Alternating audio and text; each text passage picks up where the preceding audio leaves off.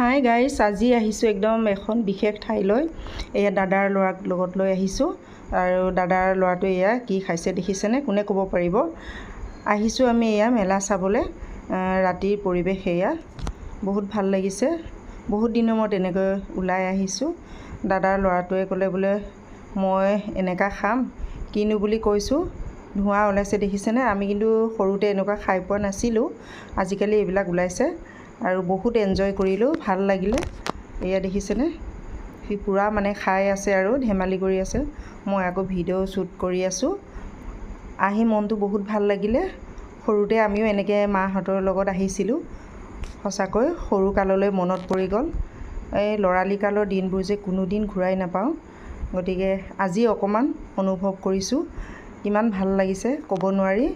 এনেকৈ আজি আবেলিটো আমি সময়বিলাক অতিবাহিত কৰিলোঁ।